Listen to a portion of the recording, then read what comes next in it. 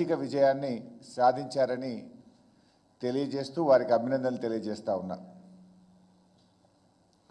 ఇది డొల్ల కేసు అని మొదటి అడుగులోనే స్పష్టమైపోయింది.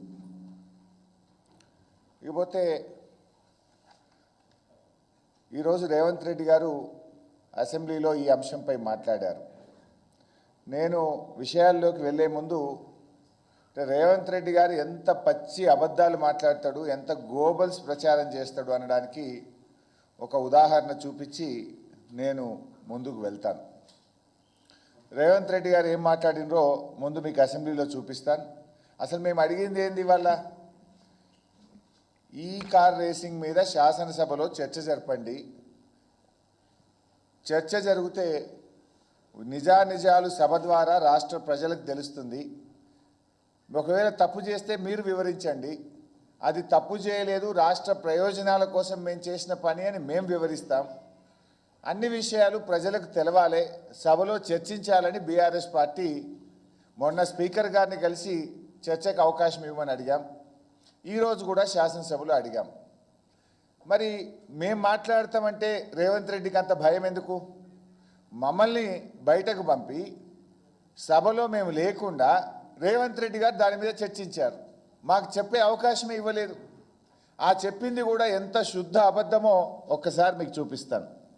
హెచ్ఎండిఏ ఖాతాలో ఉండాల్సిన కోట్ల రూపాయలు లండన్లో ఏదో కంపెనీకి మార్చి ఆ లండన్ కంపెనీ వెనకాల నీకేం లాలుచుందో చెప్పకుండా ముందు ట్రైపార్టీ అగ్రిమెంట్ ఉన్నదాన్ని బైపార్టీ అగ్రిమెంట్ చేసి బైపార్టీ అగ్రిమెంట్ల ఎన్నికల నిబంధనలను ఉల్లంఘించి రాష్ట్ర ప్రభుత్వ విధి విధానాలను ఉల్లంఘించి అన్ని రకాలుగా కోట్ల రూపాయలు అధ్యక్ష 55 కోట్లు అంటుండు అధ్యక్ష. వీళ్ళు చేసుకున్నది 600 కోట్లు ఎన్నికే. 55 కోట్లు ఇవ్వగానే నేను పట్టుకున్నా అధ్యక్ష. 55 కోట్లు ఇవ్వగానే నేను పట్టుకున్నా కాబట్టి 500 కోట్లు మిగిలిపోయినాయి అధ్యక్ష. లేకపోతే నేను జర్ర ఆయన వచ్చింది కదా చెప్పిన కదా అధ్యక్ష, జర్ర ఊహానిగా అయిపోతుందని. నేను జర్ర ఊ అంటే 600 పోతుండే అధ్యక్ష. ఆయన ఏమన్నాడు? 600 కోట్ల రూపాయలని ఒక అసత్యాన్ని చెప్పే ప్రయత్నం చేసిండు.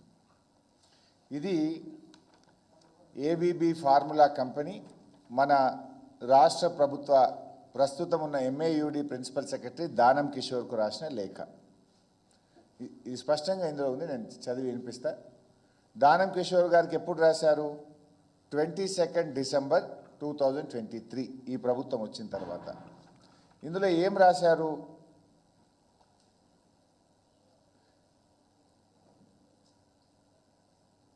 Is in material breach of our agreement due to failure to pay a significant amount of the fees, third installment 50% of the fees, 45 lakh ponds, 45 లక్షల రూపాయల పాండ్స్ మీరు మిగతా 50% చెల్లించకపోవడం వల్ల మేము ఈ అగ్రిమెంట్ రద్దు చేసుకుంటున్నాము అని మన రాష్ట్ర ప్రభుత్వానికి వాళ్ళు రాసిన లేఖ. అంటే మొదటి 50% ఆల్రెడీ బీఆర్ఎస్ ప్రభుత్వం ఉన్నప్పుడే చెల్లించాం. మిగతా 50% 45 లక్షల పాండ్స్ మీరు చెల్లించకపోవడం వల్ల ఈ అగ్రిమెంట్ రద్దు చేసుకుంటున్నాము అన్నారు. 45 లక్షల పాండ్స్ అంటే ఎంత పైసా? ఇవాళ పాండ్ వాల్యూ దాదాపు 106 రూపాయలు ఉంది. 45 లక్షల పాండ్స్ అంటే I think it will be around 47 crores. 47 కోట్లు ముందు కట్టింది. 47 కోట్లు, 8 కోట్లేమో ట్యాక్స్, అది ఇన్కమ్ ట్యాక్స్. అదేంది? ఇప్పుడు ఒకవేళ అగ్రిమెంట్ క్యాన్సిల్ అయింది కనుక ఆ 8 lakhs ఆటోమేటిక్ రిటర్న్ వస్తుంది. రెండవసారి కట్టాల్సింది ఎంత? మరో 47 కోట్లు. ఇది నేను చెప్తున్నది కాదు. ఈ అగ్రిమెంట్ మేము క్యాన్సిల్ చేసుకుంటున్నాము, మీరు కట్టాల్సిన 45 లక్షల పాయింట్స్ మీరు సకాలంలో కట్టనందుకు ఇది రద్దు చేసుకుంటున్నాము అని సంస్థ మన రాష్ట్ర ప్రభుత్వానికి రాసిన లేఖ. అంటే ఎంత? It is only 47 lakhs, 47 crores. But Revanth Reddy గారు ఏమంటున్నారు? 600 కోట్ల రూపాయల నష్టం జరిగేది అన్నాడు. పాపం రేవంత్ రెడ్డి 600 కోట్ల నష్టం కాదు, 600 కోట్ల లాభం జరిగేది రాష్ట్రానికి. గంతే, నష్టమని చెప్పిండు, లాభం జరిగేది. రేవంత్ రెడ్డి తుగ్లక్ నిర్ణయాల వల్ల, రేవంత్ రెడ్డి చేసిన పిచ్చి పనుల వల్ల ఈ రాష్ట్రానికి 600 కోట్ల రూపాయల నష్టం జరిగింది. ఇది నేను చెప్తున్న మాట కాదు.